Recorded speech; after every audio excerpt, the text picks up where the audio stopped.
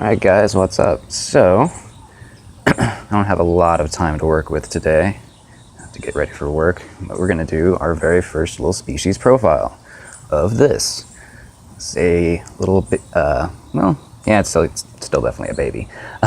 Prairie ringneck, the Diadophis punctatus arnyi, arnyi the subspecies.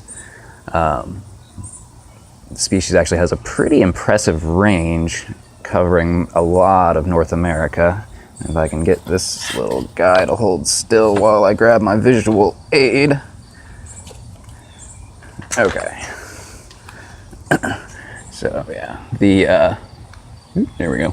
The light blue section is these guys' range, but as you can see, yeah, they cover just a huge portion of the continent. All the same species, apparently. They just consider them different little subspecies. For the most part, they're only going to get 10 to 14 inches. This one, I'm guessing, was born earlier this year. Not sure how big yearlings really are. The record for these guys is 27 and 11/16 inches, which, just to give you an idea, as I wrap this guy up in the mic cord, yeah. So, if you ever caught these guys, you realize this is a ridiculous ringneck snake. But, for the most part, yeah, 10 to 14 inches, very average. Neat little snakes. It's actually the very first reptile that I remember specifically catching by myself.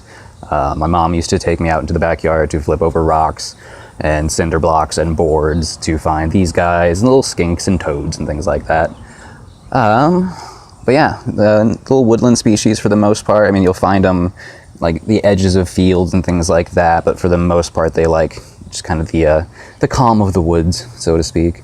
Of course, this one I found on a sidewalk, but that's just Colombia for you.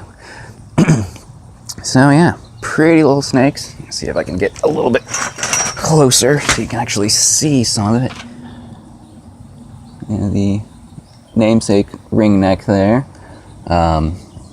They don't always have the ring. For the most part they do, but especially some of the other subspecies are known for just not having the rings.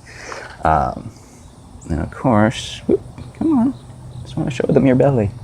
It's beautiful. In this case, kind of going from very light yellow to almost closer to red than orange on the tail. If I can get a bit of the tail. No? Okay. Oh, okay. Very squirmy little snakes. They're not particularly cooperative when it comes to taking pictures and whatnot. But yeah, let's see. Out in the wild, for the most part, they're going to be insectivores. Little grubs, worms, slugs, pretty much anything they can put in their tiny itty bitty little mouths. The regal ringneck, the subspecies from the southwest of the United States, is actually slightly venomous. They're rear-fanged, so pretty much the only thing, or the only way it's going to be able to hurt you is if you let it just sit there and chew on you. Even then, apparently, it's not very dangerous.